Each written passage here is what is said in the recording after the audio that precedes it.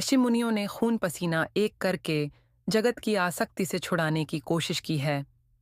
हमारे सामाजिक व्यवहार में, त्योहारों में, रीत रिवाजों में कुछ न कुछ ऐसे संस्कार डाल दिए कि अनंत काल से चली आ रही मान्यताओं के पर्दे हटें और सृष्टि को ज्यों का त्यों देखते हुए सृष्टिकर्ता परमात्मा को पाया जा सके।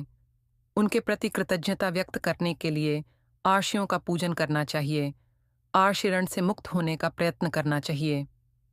पूज्य संत श्री आशाराम जी बापू के सत्संग प्रवचन से भारत आर्षि मुनियों का देश है।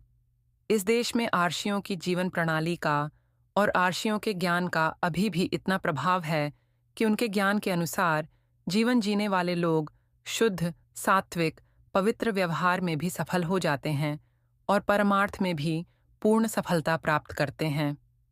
आर्षि तो ऐसे कई हो गए जिन्होंने अपना जीवन केवल बहुजन हिताय बहुजन सुखाय बिता दिया। हम उन ऋषियों का आदर करते हैं, पूजन करते हैं। उनमें से भी वशिष्ठ, विश्वामित्र, जमदग्नि, भारद्वाज, अत्रि, गौतम और कश्यप आदि ऋषियों को तो सप्तर्षि के रूप में नक्षत्रों के प्रकाश पुंज में निहारते हैं, ताकि इस व्रत की कथा के अनुसार जिस किसी महिला ने मासिक धर्म के दिनों में शास्त्र नियमों का पालन नहीं किया हो या अनजाने में आर्ष के दर्शन कर लिए हों या इन दिनों में उनके आगे चली गई हो, तो उस गलती के कारण जो दोष लगता है, उस दोष के निवारण हेतु, इस अपराध के लिए क्षमा मांगने हेतु यह व्रत रखा जाता है। आर्षि मुनियों को आर्ष दृष्टा कहते हैं। उन्होंने कितना अध्ययन करने के बाद सब रहस्य बताए हैं, ऐसे ही नहीं कह दिया है।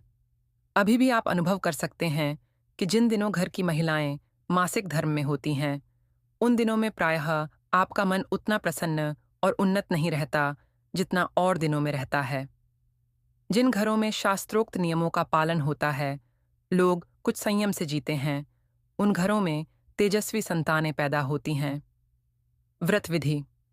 अरसे पंचमी का दिन त्योहार का दिन नहीं है, व्रत का दिन है। आज के दिन हो सके तो अधेड़ा का दातुन करना चाहिए। दांतों में छिपे हुए कीटाणु आदि निकल जाएं और पायरिया जैसी बीमारियां नहीं हों तथा दांत मजबूत हों। इस तरह दांतों की तंदुरुस्ती का ख्याल रखते हुए यह बात बताई गई हो, ऐसा हो सकता है। इस दिन शरीर पर गाय के गोबर का लेप करके नदी में 108 बार गोते मारने होते हैं। गोबर के लेप से शरीर का मर्दन करते हुए स्नान करने के पीछे रोमकूप खुल जाएं, चमड़ी पर से कीटाणु आदि का नाश हो जाए और साथ में एक्यूप्रेशर ऑफ मसाज भी हो, उनकी चीर स्थायी स्मृति बनी रहे। आर्षियों को मंत्र दृष्टा भी कहते हैं। आर्षि अपने को कर्ता नहीं मानते, जैसे वे अपने साक्षी दृष्टा पद में स्थित होकर संसार को देखते हैं, वैसे ही मंत्र और मंत्र के अर्थ को साक्षी भाव से देखते हैं, इसलिए उन्हें मंत्रद्रष्टा कहा जाता है। आर्षि पंचमी के दिन इन मंत्रद्रष्टा ऋषियों का पूजन किया जाता है। इस दिन विशेष रूप से महिलाएं व्रत रखती हैं। आर्षि की दृष्टि में तो न कोई स्त्री है, न पुरुष, सब अपना ही स्वरूप है। जिसने भी अपने आप को नहीं जाना है, उन सब के लिए आज का पर्व है। जिस अज्ञान के कारण यह जीव कितनी ही माताओं के गर्भों में लटकता आया है, कितनी ही यातनाएं सहता आया है, उस अज्ञान को निवृत्त करने के लिए उन आर्षि मुनियों को हम हृदयपूर्वक प्रणाम करते हैं, उनका पूजन करते हैं। उन आर्षि मुनियों का वास्तविक पूजन है उनकी आज्ञा शिरोधार्य करना।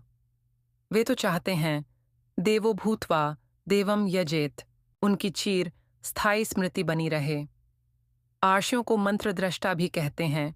आर्षि अपने को कर्ता नहीं मानते, जैसे वे अपने साक्षी दृष्टा पद में स्थित होकर संसार को देखते हैं, वैसे ही मंत्र और मंत्र के अर्थ को साक्षी भाव से देखते हैं, इसलिए उन्हें मंत्रद्रष्टा कहा जाता है।